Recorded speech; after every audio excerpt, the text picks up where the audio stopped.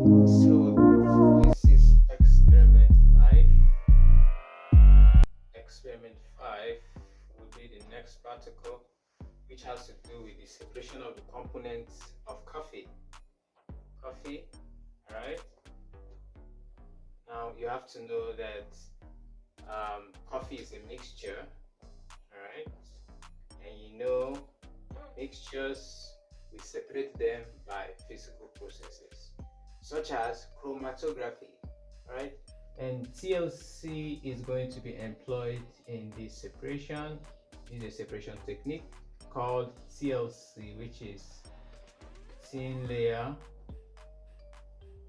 chromatography. So you have to note this: the coffee, we're going to be separating the components of coffee, which is a mixture, not a compound. Coffee is not a compound, so it's just formed by mixing. All right, so we can easily separate it by physical processes. You know, we have other physical processes such as filtration and all of that, right? So thin layer chromatography is a physical way of separating the components of a mixture, in this case coffee. All right, so that is what this experiment is all about. And then I need you to understand that the principle behind thin layer chromatography, you should know the principle behind the thin layer chromatography. Now I'm just going to wipe this off. Just what you just saw was just the introduction. Now TLC, which is thin layer chromatography, all right, is actually used to separate case coffee, like I've said, right, based on their affinity,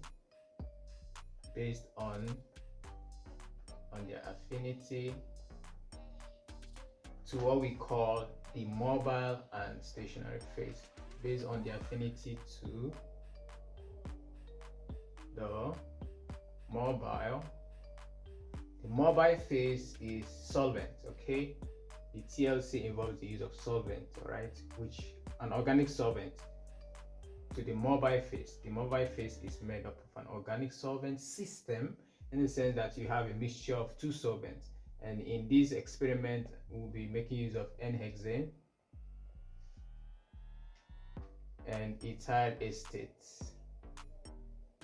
okay, in their required ratio. So TLC is based on the separation of the components of the mixture, right, based on their affinity to the mobile phase. All right, this is an example of a mobile phase, okay, and the stationary phase.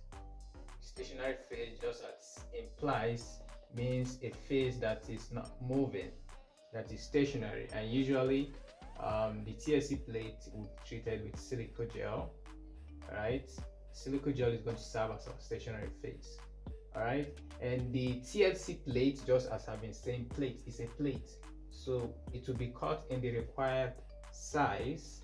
And then the TLC plate is usually made of aluminum sheet. Aluminum sheet is more like an aluminum sheet plate, okay, so already treated with silica gel all around it, which is serving as our stationary phase. Okay, this is just the principle behind TLC. So it helps to separate the components of a mixture based on the affinity for the stationary phase, okay, which I've stated here, and the mobile phase. It is usually made up of aluminum sheet treated with a silica gel stationary phase all around it. And you have to cut it into the required size for you to carry out the experiment. Now I need you also to understand that if we have a TLC plate that looks like this, all right, when you're given the TLC plate, all right, it's just like a plate, you're expected to draw a line based on you're going to have something like this. Let's say we're going to have a beaker like this. The beaker is going to serve as our solvent system. This is where our organic solvent is going to be introduced, okay. You have a solvent system, a beaker containing, let's say, the N-hexane and ethyl acetate here, All right, just some few volumes, okay, just very small volume is to be added. All right, just about less than 1 centimeter from the bottom of the beaker. This is our organic, that is our mobile phase. This is our mobile phase. This is responsible for our mobile phase.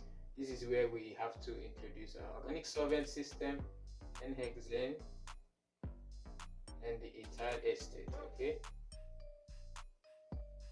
All right, just some few volumes. This is going to serve as our chamber for the TLC separation. Okay. Now we have this. Okay, already ready. Okay. Then we have the TLC plate, which will be cut, into the required size. And then what we are expected to do before applying the mixture, all right, you have to draw a line from the bottom of the TLC plate, just above it, just a little above it, probably around 0.5 centimeter. Just draw a line with a ruler. Don't use your hand to just draw the line, okay? You draw a line with a ruler, a straight horizontal line like that, with using a pencil preferably. Then you come again, draw a line again, just around here, another line. Okay, so this initial line is going to serve as our origin. All right, so now after that you have to introduce the sample. How do we introduce the sample? All right, you can make use of a droppy pipette. All right, just take a little sample of the coffee. Let's say you are provided the coffee. All right, just take a pipette, just drop the tip of the pipette. You're not pipetting it, so you could be given a very tiny capillary tube. Just dip it into the sample. Once you dip it, all right, use it and make a spot on the line. Just make a spot. Let's say I've dipped it, so I'm making a spot now. All right, I take some again, I make the spot, all right, of the sample. So I make the spot on the line on the TLC plate. Okay, after drawing this line, I make a spot. So what then follows is that I'm going to introduce this plate into the solvent system, into the chamber, into the beaker. All right, but make sure that this line is not touching the solvent. This line has to be above the solvent system. So once you dip it in through the force of capillary action, right, this solvent will move up. It will move up like that. It will move up through the TLC plate. Now, as it's moving up, it will cause these samples to move up. Some will move up, some will move to an extent. So it will cause the components of this mixture to get separated. So in a nutshell, you get to see that this component here, all right, gets separated like that, different spots. All right, so now those ones that are having affinity to the mobile phase, remember the component of the system is the mobile phase. So the mobile phase moves up, which is the organic solvent. So some components in the mixture that have affinity for the mobile phase would follow up and keep moving and start making spots. All right, you see them forming a spot. But then once you've introduced this, you should allow it to stand for like 30 to 60 minutes, or let's say 30 minutes, based on the rate at which this solvent is going on. So, but once you've observed that it has, the time has elapsed, okay, remember you marked a point here, which is just to get the solvent front. Okay, when you've seen that the solvent has actually reached this mark, remove it. All right, remove it from here. All right, then the next thing that follows is that you're going to allow this TLC plate, all right, to dry. You allow it to dry. You can just keep it somewhere that it dries. All right, but in a case after drying, you would have to subject it to UV light to actually see the spots.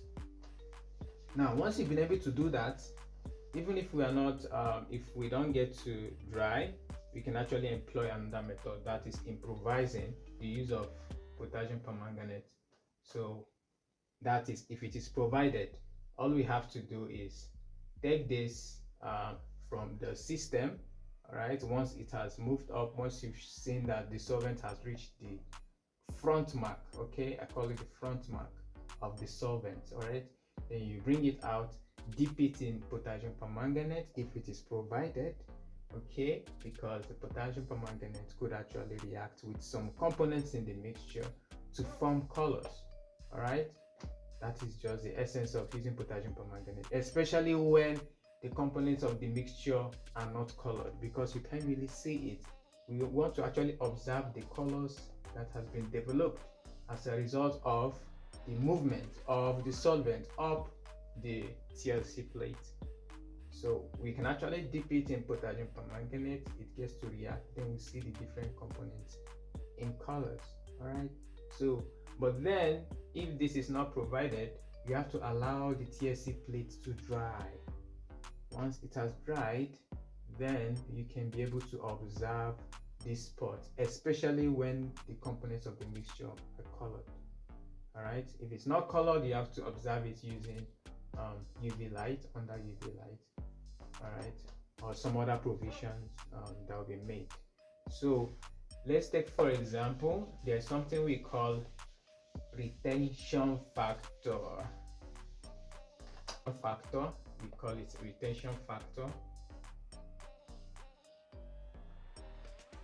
Retention factor is just a ratio of the distance moved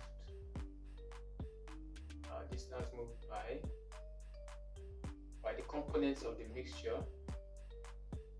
All right, moved by the components of the mixture from origin.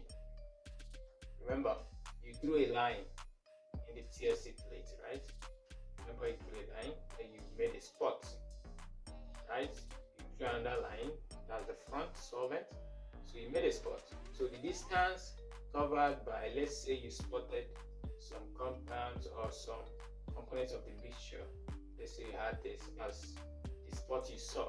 So the distance from here, all right, to this point is the distance moved by the component. These are components. So from here to here, if we say here is D1, all right, for this component, so it's going to be that. So it's going to be D1 divided by, now distance moved by component distance moved by the component from the origin divided by distance moved by the solvent. Distance moved by the solvent, right? So this is the retention factor. We can actually be like, okay, maybe glucose has a retention factor which is standard for glucose. So when we get our value, we get compared with a table of values, all right, if it is provided, to be able to identify such compounds or such components according to their classes. So the distance moved by the components, all right, from origin to wherever they stopped is D1, right? While the distance moved by the solvent from origin, all right, up front to the last mark you gave it. So you're going to measure this using a ruler, all right? So let's call it D2, and their unit is in millimeter. Just try to convert. If you're using a ruler, the ruler has a millimeter scale. So once you divided this, you get the retention factor. This retention factor has no unit, of course, right? So it does not have a unit. It's a factor. It's just a value, a variable itself. So it's just a value. So this is how you get to calculate the retention factor for the separated components in the coffee mixture. He said, just like I've said before, the retention factor is used to quantify. All right, it is just a measure of how a component in the mixture, as you've seen now, we're talking about the coffee, how the components of the mixture component of the mixture.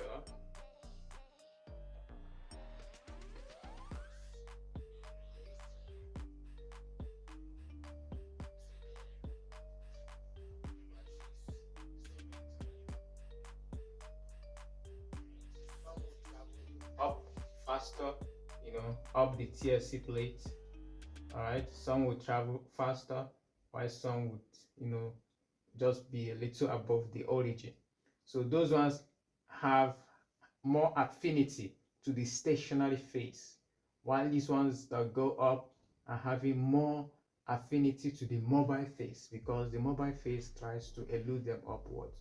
Okay, so and usually the non-polar compounds tends to go with the mobile phase, because the mobile phase itself is an organic compound. Okay, it's an organic compound. Organic compounds are usually non-polar, so the non-polar compounds usually go higher up the scale, while the less non-polar compounds gets retained just right above, like just below. Okay, and we have some factors that actually affect this retention factor. I'll just list them. We have one factor is stationary phase, and we have mobile phase. Then we have the components of the mixture. These are the three factors that affect the retention factor. Okay, usually the component of mixture depends on their polarity. Alright, it's all about polarity and affinity to the mobile and stationary